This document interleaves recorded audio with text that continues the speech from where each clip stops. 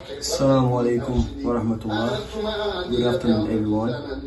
My name is Boubacar Sisse, and today we're having our first TV show named Elevation. And we have the pleasure to share it with our special guest, our first guest, Jorin. So before we go further the questions, we're gonna let him introduce himself. Jorin, bismillah. A'udhu billahi minash shaitanir rajim. Bismillahir rahmanir rahim.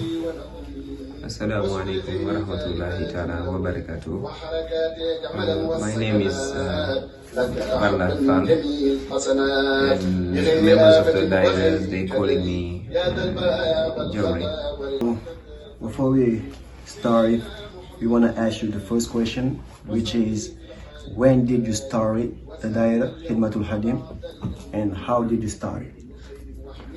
Thank you very much, Mr. Boubacar, about the great question that you just asked about the beginning of the dahira.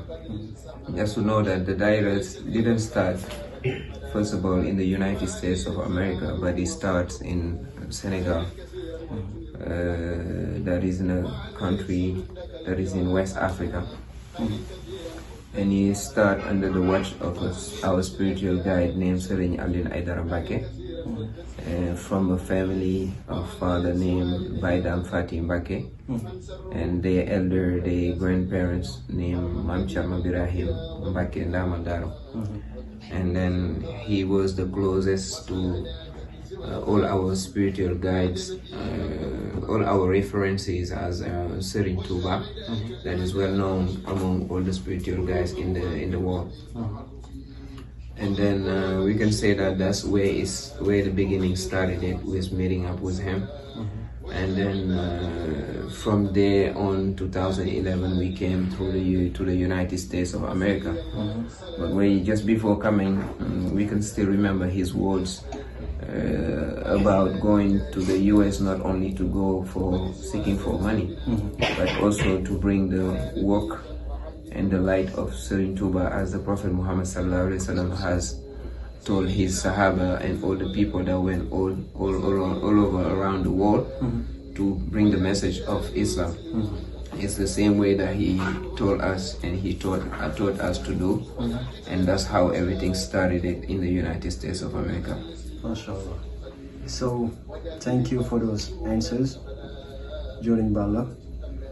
So, since you explained this, how it started and how did you start it, who came, who joined first the dahira? It was a boy or a girl, or how it happened? Well, thank you, Jorin Boubacar, about that question again. For what we can notice is how the dahira started it. He started it like he always started with him, pretty hard at the beginning.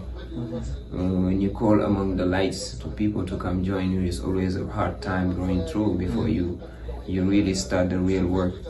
So first of all, it was that I was going around with some of the people that were calling themselves Baifas and stuff. Some people that loved Serigne Touba and were seeking a way to work for him. So I used to notice a couple people that were trying to express themselves through the work of Serigne Touba in the magas in general. So I decided to reorganize that type of work, and then to start organizing dahira among the kids. I used to do those dahira in 160 in Harlem, in the Association of Senegal. It used to happen like every Saturday.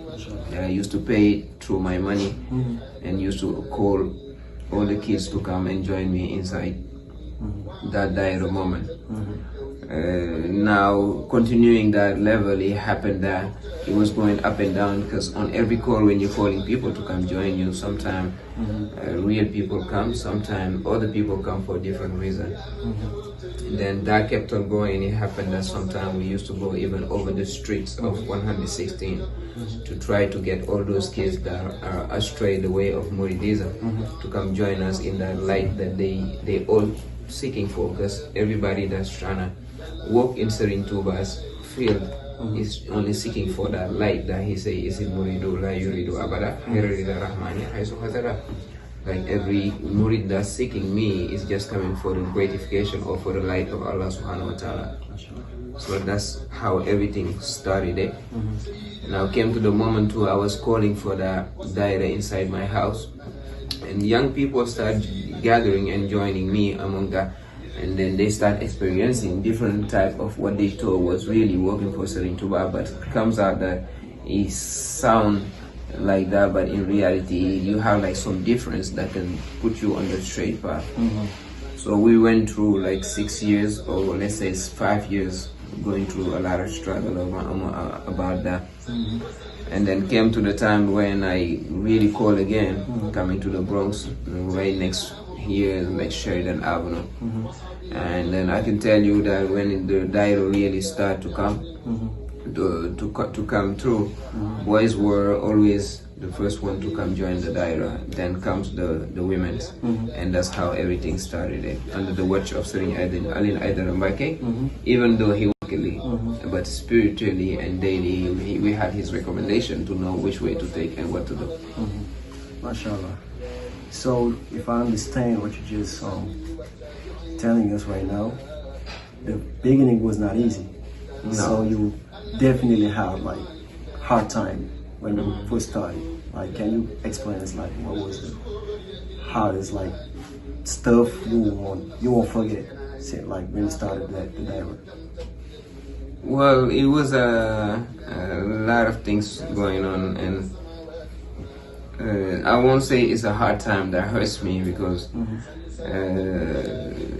it's upon Allah subhanahu wa ta'ala to strike the person that he sent to go through stuff for their merits or their rewards, or the rewards he's gonna give them, for people to know that this person went through all this and this is the result for it. So obviously, as the Prophet Muhammad sallallahu alaihi wasallam, the best among all creation, went through a lot of difficulties when he calls people for Islam. The Prophet Abraham alayhi salam went through stuff too when he called people among Islam. Moses did it, Isa did it, all of them did it. And that's how this way of Allah subhanahu wa ta'ala is gonna keep going through for whoever he may is trying to work. He will make you go through stuff over people, not even people to hate you or anything, but himself is gonna strike you over the people to get your way hard, to see if you really have that motivation or that dedication to go through all those difficulties to reach out your objective. So when we first call on this work, obviously you will see people that come with a good intention. You will see other people that come that have a different type of mindset, and that will probably go for their mindset fully too.